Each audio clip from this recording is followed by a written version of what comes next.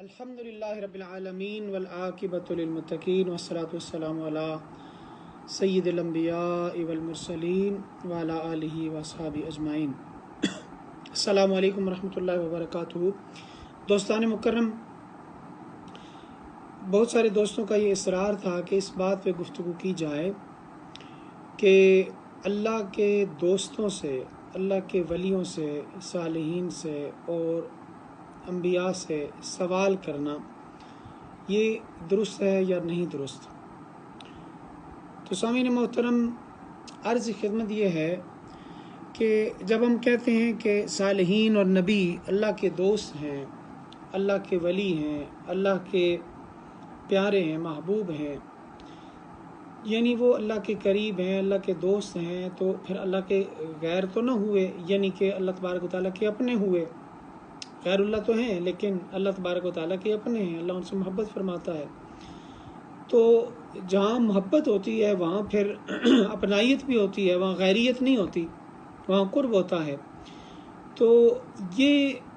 موٹی سی بات اس میں یہی ہے کہ جب ہم کسی اللہ کے محبوب کے پاس جاتے ہیں، کسی اللہ کے نیک بندے کے پاس جاتے ہیں، تو اس سے اگر سوال کرتے ہیں تو اس کا مطلب یہ ہے کہ ہم ان ہستیوں کی بارگاہ میں حاضر ہیں کہ جن کے بارے میں خود اللہ پاک حدیث قدسی میں ارشاد فرماتا ہے کہ ان کا بولنا وہ ان کا نہیں ہے، وہ میرا ہے، وہ میرا بولنا ہے، ان کے ہاتھ میرے ہاتھ ہیں، یعنی ان کا دینا میرا دینا ہے،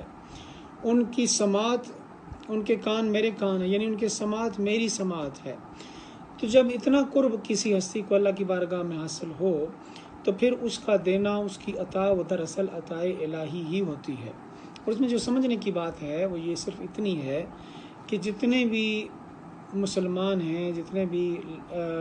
لوگ صحابہ کے زمانے سے لے کر آج تک جو نبی کریم علیہ السلام کی خدمت میں حاضر ہوتے رہے، بعد میں اہل بیت کی خدمت میں، اولیاء کی خدمت میں، صالحین کی خدمت میں حاضر ہوتے رہے،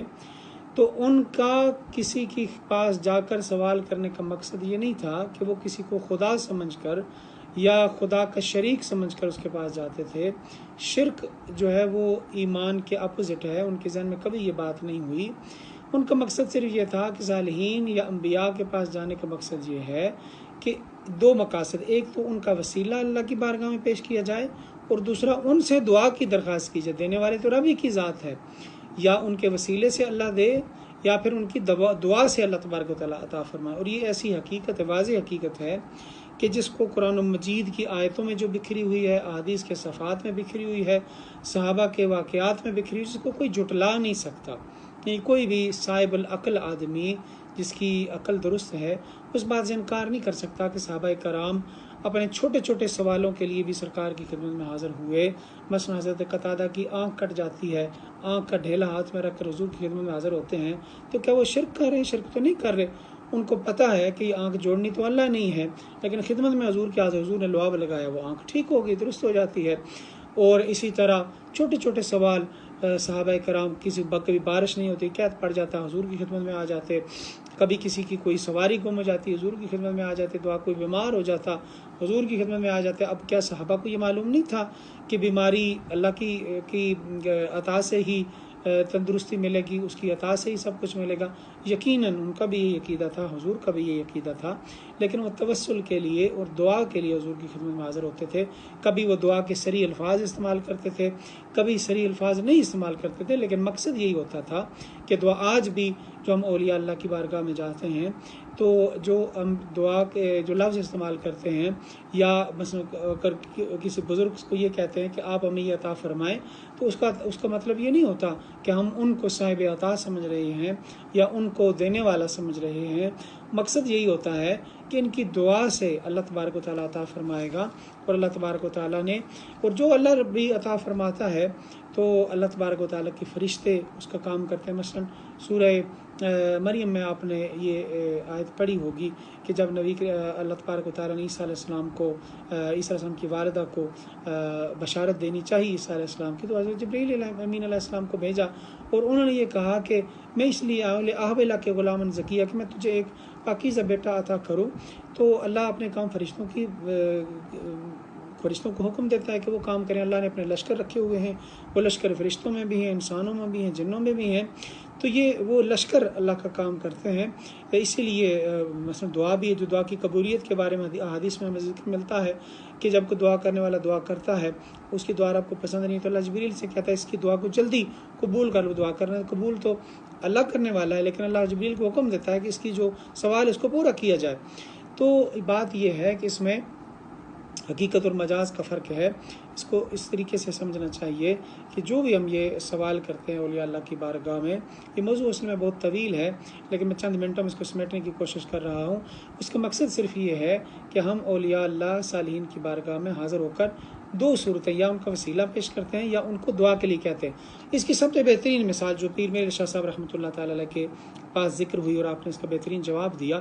بہترین مثال یہ ہے. مثلا پیران پیر دستگیر کو جب ہم پکارتے ہیں تو ہم کہتے ہیں یا شیخ سید عبد القادر جیلانی شیئا للہ. اب ہم ڈائریکٹ حضور غوث پاک سے مانگ رہے ہیں، ہم کہہ رہے ہیں کہ اے حضور غوث پاک آپ اللہ کے واسطے ہماری مدد کیجیے، ہمیں کچھ عطا کیجیے.